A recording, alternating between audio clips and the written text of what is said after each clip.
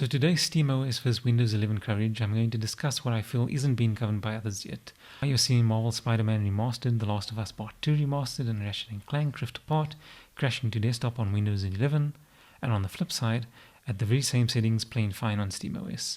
I'm also going to discuss why on a handheld with a 1080p native screen, 24 gigs of RAM is ideally what you want, and like on the Legion Go S devices and upcoming Legion Go 2 Z2 Extreme with 1200p and 1600p displays respectively, you want 32 gigs of RAM ideally. I'm also discussing how demanding games like Final Fantasy XVI and The Last of Us Part 2 Remastered on a 16 gig handheld like the LIX up to now has been a 720p experience on Windows 11, because switching up to 1080p means you're stuck at low graphics preset with 30 FPS with FSR performance upscaling.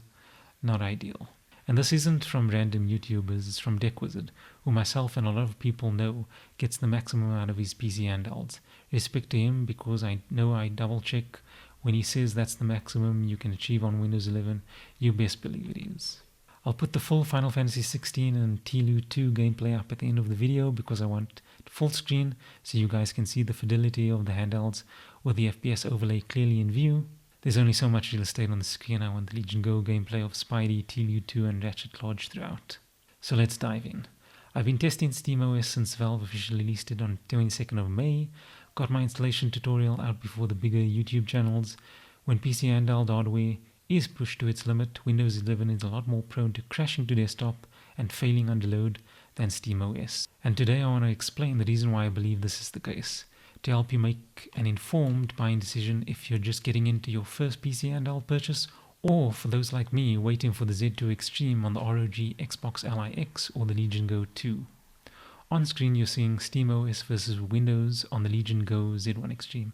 At 1600p max settings, game will run on SteamOS and crashes to desktop on the Windows 11, with a screen many of us on handheld especially are familiar with, out of memory resources. Instead of showing you 5, 10, 15% SteamOS FPS gains of Windows 11 at low TDP, low resolution, acceptable graphics preset like other channels coverage, I thought with the Z2 Extreme around the corner, let's see how far we can push the current Z1 Extreme handhelds, specifically the 16 gig variants, because I feel a valid concern and discussion can be had about 16 gig handhelds in the same way discussions in the desktop PC segment are being had around 8 gig versus 16 gig VRAM GPUs. Let me elaborate. For games coming out, they'll publish a minimum and recommended spec sheet in the build-up to release and the normal show. 16 gig minimum for system RAM and 8 gig VRAM on your GPU. Depending on the game, I'm using Avatar Frontiers of Pandora that's released back in December 23 for reference, because we see the memory bottleneck on 16 gig handhelds to this day, even on the latest and greatest graphics drivers. So if we do the math from the Avatar PC minimum spec to game at 1080p, we need 16 gig system RAM and 8 gig GPU VRAM. That's 24 gig total, perfect for the LIX, not so great for the 16 gig handhelds. And that's why many modern AAA games are 720p experiences on 16 gig handhelds. We want to use high graphics presets and aim for above 60 FPS. Unfortunately, 16 gig total for your system and iGPU to share is not going to cut it. My point, a 16 gig handheld that's already handicapped now has to contend with the Windows 11 OS wasting more RAM than it should. Before Xbox announced their new handheld together with Asus during the Sunday 8 June Xbox showcase, myself and a lot of others had a constant gripe with Windows 11 being so resource wasteful. Specifically speaking about RAM here. Windows 11 desktop idle with nothing launched by the user yet, and with all apps disabled as far as auto start on boot is concerned, Windows 11 will still be using over 4 gigs. And I debloat my Windows as much as one can, set it to best performance, turn off core isolation, uninstall Office, OneDrive, everything I don't need for gaming, and still Windows 11 desktop on a fresh boot will idle above 4 gigs. Heck, if you boot into safe mode, that uses more than 3 gigs. On SteamOS, you see how much it uses on idle. So to summarize, if your handheld has a 1080p screen, 24 gigs of RAM is ideal, so you can split the 16 gig to system RAM and 8 gig to iGPU VRAM.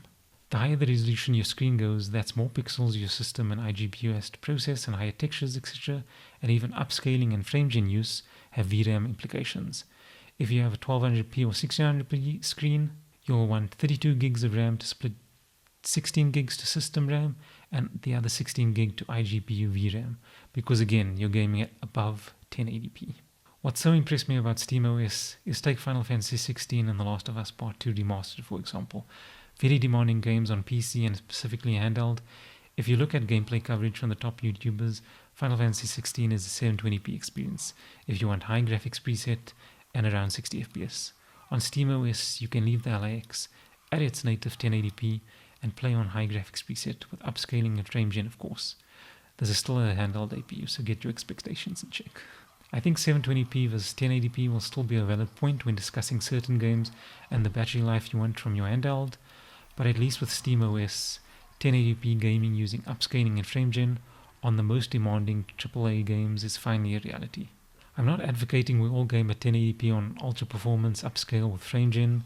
PC gaming is all about choice.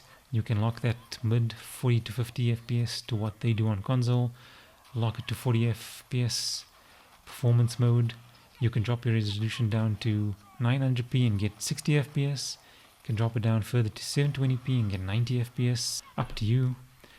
Just remember these handy scale factor sheets for FSR 3.1 XeSS 1.3 upscalers, because they'll be more relevant as ever now that SteamOS lets us leave our display at native 1080p.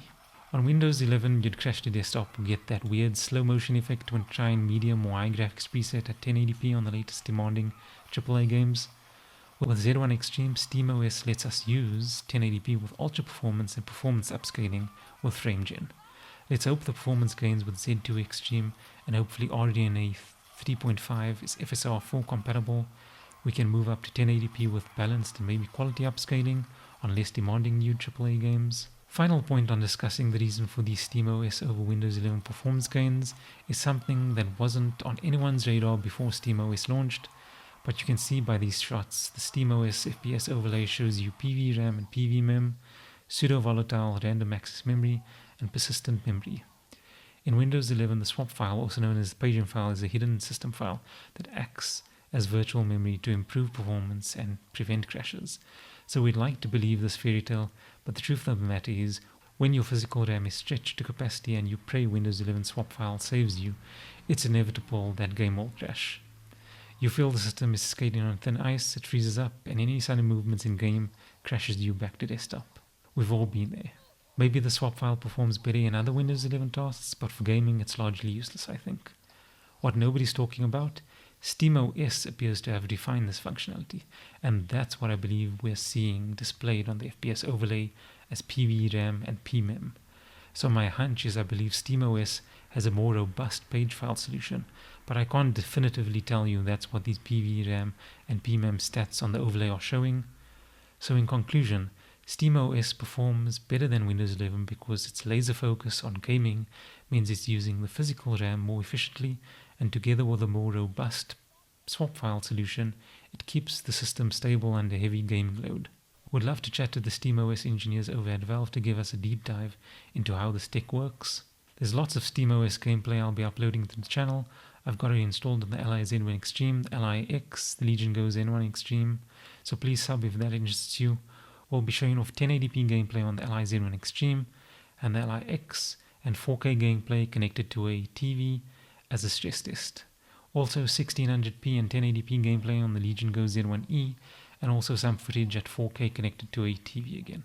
Also just want to say, I own an Xbox and sub to Game Pass. I do hope Microsoft make tangible improvements of Windows 11 gaming experience coming to the ROG Xbox Ally, but till then, I've bought my favorite games on Steam Summer Sale, so this is where I'll be till then. Thanks for watching.